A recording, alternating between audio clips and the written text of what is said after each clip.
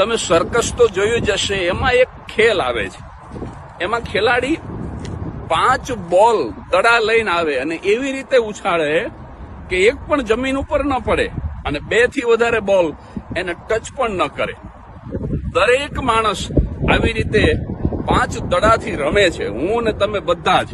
એમાં 3 દડા રબરના છે અને 2 દડા કાચના છે. રબરના દડા કયા? તો કે પહેલો દડો એ બિઝનેસ, એનો ધંધો. બીજો દડો એનું ઘર, પ્રોપર્ટી. અને ત્રીજો દડો એના મિત્ર. આ ત્રણેય રબરના છે. આ જો નીચે પડી જાય તો સાહેબ પાછા મળી જાય. ધંધો કદાચ બંધ થઈ જાય તો નવો મળે.